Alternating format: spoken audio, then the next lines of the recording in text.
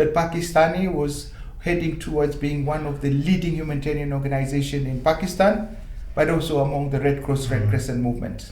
So I would urge anyone listening to this, look at Pakistani Red Crescent in the next couple of years, and you'll see what I'm talking about. The results have already been seen, and in my mind, without any doubt, you will see one of the best national society that ever was, and you will see it in Pakistan. My great-grandfather was from Pakistan in Punjab. He was Punjabi from Mia family. So in my blood, I have Pakistani blood. So the food in Pakistan, I would say one of the treasured moments I had, because I love the food. I love the way it was cooked. I can see from my weight that I have evidence to prove so. Being in Pakistan was one of the most beautiful part of my life. You would walk a very safe country. The biggest lessons I've learned is that no matter how bad it is, no matter how hopeless it will seem, no matter how painful it is, finally relief comes. Absolutely. And then there is better times. And tomorrow becomes better than today, and the day after even becomes better than tomorrow. Hello and welcome to the first episode of PRCS podcast series on Humanitarian Voices, which is initiative of the Pakistan Red Crescent Society. This podcast series will highlight the remarkable work being done in the humanitarian sector and different fields of life. Today we are honored to have Mr. Farid Abdulqadir, who has recently concluded his mission as IFRC Head of Delegation in Pakistan. Mr. Farid Abdulqadir brings more than 2 decades of experience working in the humanitarian sector and Red Cross, Red Crescent movement. Let's start. Can you just briefly tell me something about yourself and how much you have served and how you have contributed to the IFRC in Pakistan or in all across the world? Thank you very much, Yasman, and thank you, Pakistani Red Crescent, for inviting me to the podcast. First of all, congratulations and well done for the achievement you made and for establishing such an important component of the communication department, which will ensure humanitarian news is relayed to the public. My name is Farid Abdulqadir. I was born in Kenya, a place called Mombasa, almost 56 years ago, in a place called Kibokoni, or the old town of Kenya. I grew up in a place where I could walk 5 minutes. I was in the sea. I could visit the Fort Jesus, and I had a lot of friends and family that I grew up with. Come from a family of 7, got married, have 3 children. We moved from Kenya, went to work in Zimbabwe in 2006. From Zimbabwe, we went to Southern Africa, South Africa, Johannesburg, where we again worked until 2012, June. I was at that time the head of disaster management for Southern Africa region. We then moved to Jordan as head of country delegation for Iraq, but based in Jordan. Before I moved in and physically moved to Baghdad in 2013. From there, I went back to Kenya for 2 years as head of disaster management, but also acted when my director was away. Then I went back to Sudan, to Iraq. After Iraq, I went to Sudan as head of delegation, which was my last station before I came to Pakistan. So it's been a combination of Kenya Red Cross experience, International Federation, which is the biggest chunk of my career life, and also with the ICRC for almost 2 years, 8 months, based in Nairobi and covering Kenya and Tanzania. Okay, amazing. Listening to you gives me a motivation that obviously a person who has served in Red Cross Red Crescent movement for like almost 2 decades, and the amount of diverse experience which you have is, again, inspiring, not for the, obviously for the local community, but for the international people as well, who are willing to contribute to the cause, right? For the humanitarian cause. So, Mr. Farid, for a person who wants to know what is IFRC, how they operate and how they are working, what type of role they are basically playing for strengthening the national society in different countries, not only in Pakistan but in different countries. Would love to know more about that. The Red Cross Red Crescent movement is composed of various components, mainly the International Federation of Red Cross Red Crescent, that is actually the secretariat to the membership. So you have the Pakistani Red Crescent, American Red Cross, Kenya Red Cross, Iraqi Red Crescent, Sudanese Red Crescent, that forms the International Federation of Red Cross Red Crescent. Being a secretariat, our mandate is to ensure we support the national society with capacity building program, resource mobilization using disasters, and also coordination of operations. The functions that we were obliged to do or were mandated to do in Pakistan is, of course, help the Pakistani Red Crescent go through a transformation process in strengthening its accountability systems. But as the mandate also entails, we support them whenever there is things like floods, operations, or the heat wave, or when you have internal population movement. So we support them by mobilizing the power of humanity within the Red Cross Red Crescent movement, in mobilizing both people, equipment, and money, so that the Pakistani or whoever is in a vulnerable situation can be provided with humanitarian assistance. Perfect. So as you highlighted the transformation part, obviously we're going to talk about it, the transformation part in later part of the interview. What keeps you motivated to work in the humanitarian sector? Obviously you have a very diverse sort of experience, but again, what keeps you motivated? What keeps me motivated and waking me up every morning is believing first in the power of humanity. The current world, you have a lot of challenges that are created not just by action of man, but some are beyond the ability and the capacity for the families to handle. When a child is desperately looking for healthcare, or when a mother is looking for food for the family, or when a father lost his livelihood because of floods, it creates a pain, it creates needs, but sometimes it even creates and results to death. So the fact that you could be part of a process that is able to mobilize humanitarian services, so you relieve the pain of somebody. So when the food reaches the people, when the medical services is provided, when water flows and people have access to water, and you become part of that process, for me is the most beautiful thing and heartwarming thing and most satisfying thing at the end of the day. Interesting, very interesting. So obviously you spoke about the transformation journey. So how was your transformation journey with the PRCS, and what type of changes you have witnessed in PRCS in the last couple of years? When we came in, one of the challenges that we faced was to ensure that the Pakistani Red Crescent is able to elevate itself to a level where it should be. This included looking at the accountability systems, like the financial system, voting system, the procurement systems, the delivery and logistics systems.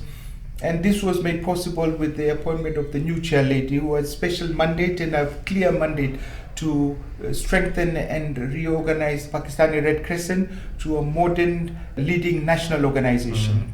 And that is a position she took very, very seriously and very capably, and through high guidance and discussion and support and this dialogue with various partners, both within Red Cross Red Crescent movement in Kuala Lumpur, in Geneva, we're able to come up with a solid plan on strengthening the accountability structures. This includes financial, digital transformation. With all the technological advancement, we wanted to use this technology to put Pakistan Red Crescent in a whole new level, but also to ensure that the services we offer have that level, not of only being effective and doing, but efficiency in terms of speed, response, and relevance, and especially considering the magnitude, the complexity of disasters occurring. I mean, if it was floods, then you had its effects tenfold. If you had heat wave, and there were a lot of other challenges that we faced along the way. Besides that, we also looked at the disaster response mechanism and systems. So we wanted to ensure that the systems are created that could be activated, not based on individual, but based on an organized systems. So we looked at the standard operational procedures, the tools, ensure they're synchronized. So we don't wait for a disaster to happen, but they're activated before, during and after disasters. So before, to ensure that the people who are receive advance warning, like with the anticipatory reaction with the early warning systems. So then we looked at the systems of response, we looked at delivery of services like in health, and all of them were synchronized to ensure that we look at where we are in terms of the ability and the capacity of national society to respond. We looked at the challenges and the magnitude of the challenges, and we measured it to ensure that the response systems have scaled up to meet the current challenges, and with provision to grow over time as the challenges increases. So obviously, as a IFRC Head of Delegation in Pakistan, you have spent like more than 1 or 2 years in Pakistan, so in which you already got a chance to visit different field areas for meeting with the beneficiaries, for the partners. As a IFRC Head of Delegation of Pakistan, how many regions you have traveled to, and what are some of the memories which you would like to share with us? Visited several regions. We've been to KP, in Sawat, in Karachi. We have been to GB. We've been to Kashmir, and several other branches that we've visited especially during the floods operations, and when we were looking at some of the challenges faced by the floods and all. And some of the most powerful thing that I've seen when I went, especially when we went to Punjab, when we went to KP, is when the disaster occurred, you had people in other provinces putting resources to help other provinces.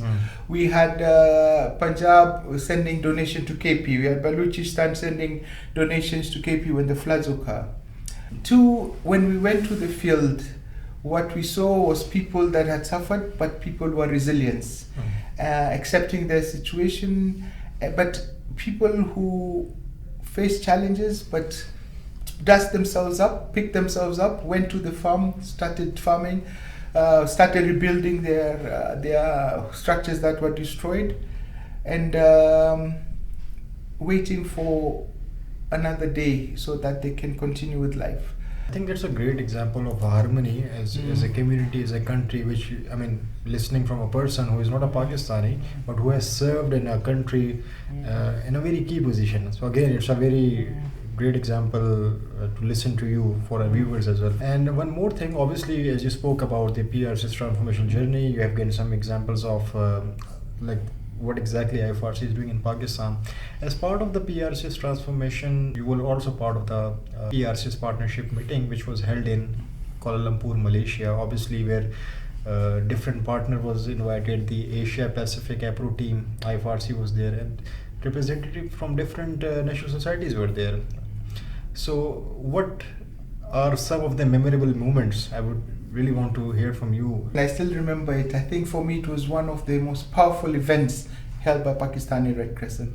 After all the efforts done in strengthening the financial system, digital transformation, operational systems, health systems, this was an opportunity to showcase the solid plans that were created by the team. This was time when Pakistani Red Crescent stood up in front of the Red Cross Red Crescent world and told them, look, we had these challenges, we had these problems, but these are the solutions we've come up. These are Pakistani made solutions. These are things that we believe without any doubt will take Pakistani Red Crescent to a whole new level. And we are not waiting for you to do that. We've already started. We want you to be part of it. And in our minds, and everyone in that meeting, and I would send all the highest level of congratulations to all team involved. The Pakistani Red Crescent team stood there, very proud, very, very focused that Pakistani was heading towards being one of the leading humanitarian organizations in Pakistan, but also among the Red Cross Red Crescent movement. I would urge anyone listening to this, look at Pakistani Red Crescent in the next couple of years. You will see one of the best national society that ever was, and you will see it in Pakistan. Interesting, very interesting. Obviously, these are some of the insight which, you know, our listener and even our partners are so much, you know, willing to listen from you. Let's come to the personal part of the interview as well. Obviously, you have met with beneficiaries. You'll get a chance to visit Khyber Pakhtunkhwa, GB, Gilgit-Baltistan, Punjab, Sindh, and other different regions.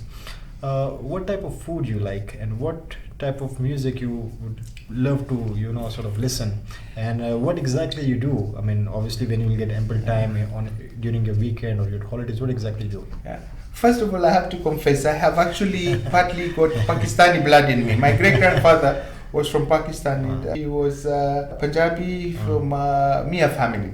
So in my blood, I have Pakistani blood. So the food in Pakistan, I would say one of the treasured moments I had, because I love the food.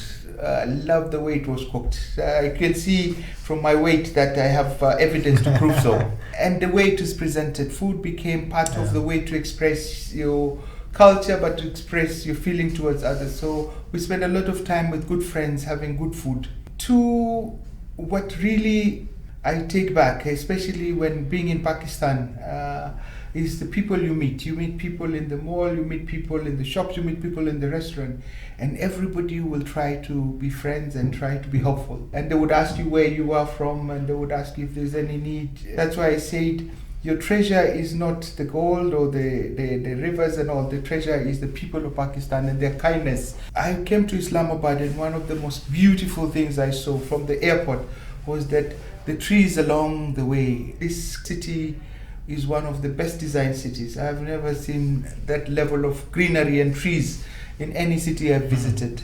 And I've not visited few. I mean, I've been to almost 60 countries. I can tell you that one of the cities with the highest number of trees is Pakistan.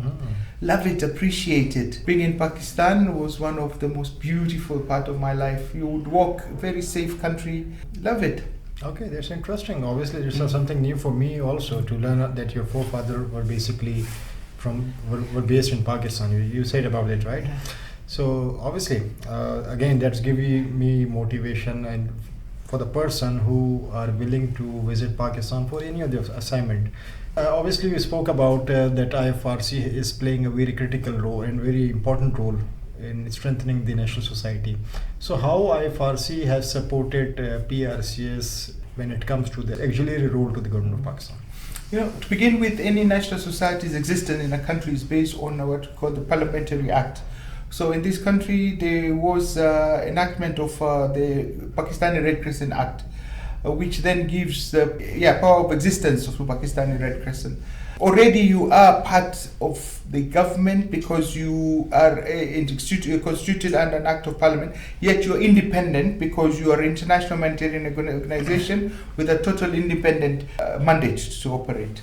Of course, you are the humanitarian arm of the government.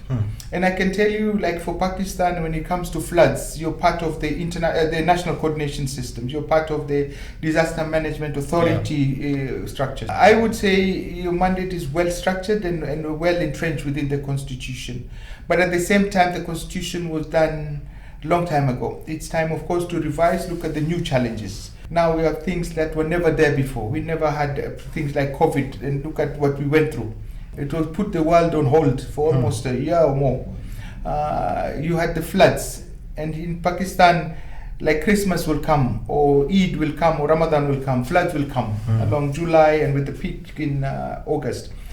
So with all these challenges, of course, there's need to look at the constitution, both the government constitution to reposition Pakistani Red Crescent with new challenges, but also your own Pakistani Red Crescent internal constitution to ensure that the structures between branches and headquarters are strengthened, systems and operational capacity is upgraded and upscaled to meet the current challenges.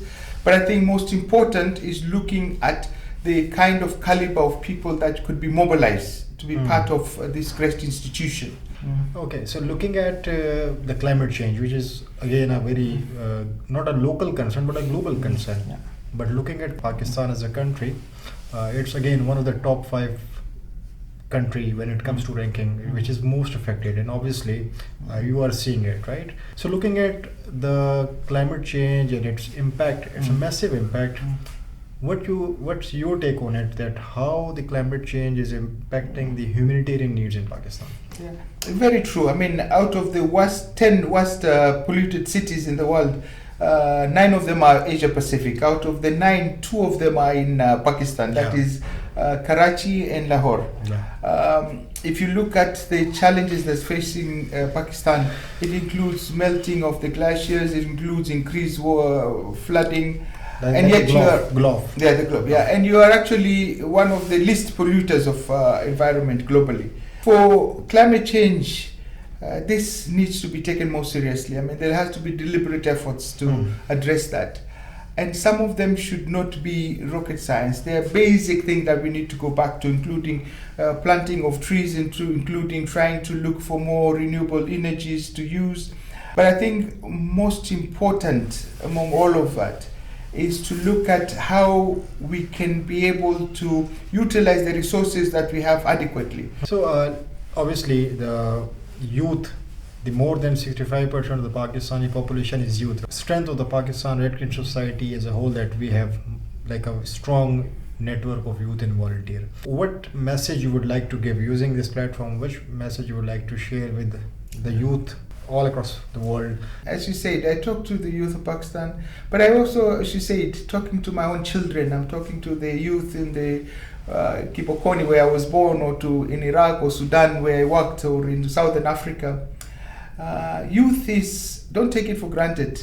You are young, you have the energy, you could be a catalyst, you could be the reason for positive change in the community. When we come in this world, we have a purpose, and have a purpose in life. Have a purpose in terms of what you achieve and what you want to excel in. Youth are very lucky because all they have to do is do well, and then the parents are happy. While in office you have to perform and show results. But most important is being able to come up with clear focus in life. Yeah. So obviously you have spent like 19 years working with the Red Cross Red Crescent movement, not only in Pakistan but in different regions. So when you just go back and reflect, Farid Abdulqadir 19 years back, and now in 2026, when you reflect, what 2 or 3 key changes or key learnings would you like to share with us that when you joined, obviously you said that when you joined as a volunteer with the Kenyan Red Crescent Society back in like 19 years ago, how you can see yourself by choosing the Red Cross Red Crescent movement at that time has, sort of enrich your expertise, your skills? For me, every moment has been a lesson I learned. I have been in areas where there was a drought, and I've seen children malnourished and the mother holding the child, trying to feed the child. I have seen parents who had to make decision between feeding one child so that they can survive and letting the other one die. And I've seen parents taking the decision.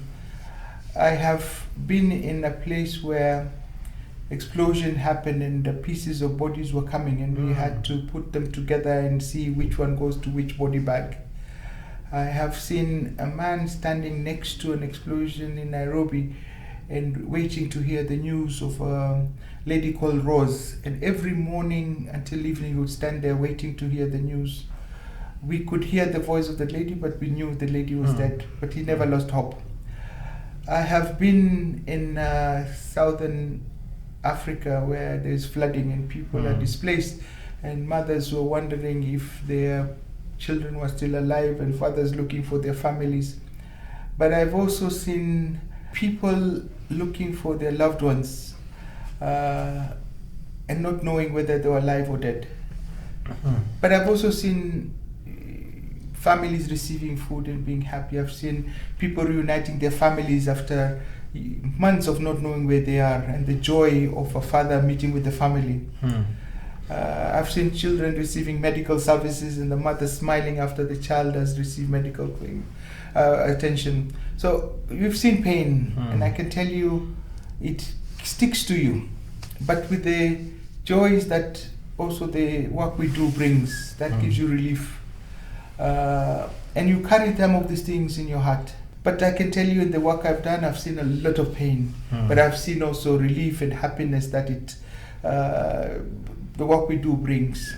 And in all the processes, the biggest lessons I've learned is that no matter how bad it is, no matter how hopeless it will seem, no matter how painful it is, finally relief comes. Absolutely. And then there is better times. And tomorrow becomes better than today, and the day after even becomes better than tomorrow. So after all the pain, finally there is relief. Last question. obviously you have recently concluded your assignment with the IFRC Pakistan. What's your future plan? What exactly will go? Obviously, I just want to know more about that. Look, when the decision came, I was going to work with Pakistani Red Crescent until September next year, and I had the possibility of working another 2 years or even maximum another 3 years. So in total, I would have worked for 5 years. However, with the opportunity to have the early separation, I opted to request for it, and for family reasons, because for 19 years I've been running around this world and taking my family along with me, and there was never a time where there was always moving from one country to another. I love the job I do, and my family followed what I asked them. Wherever I went. But then over time, then you want to have some kind of stability, peace time to reflect, do some exercise, maybe lose some weight, spend time in the farm, and calming the body down a bit and spending time as a person, but also spending time with the family. Thank you, Mr. Farid Abdulqadir, for sharing your valuable insight with us. With that, we conclude the first episode of PRCS podcast series. Stay tuned for more updates on PRCS YouTube channel. Thank you for watching us.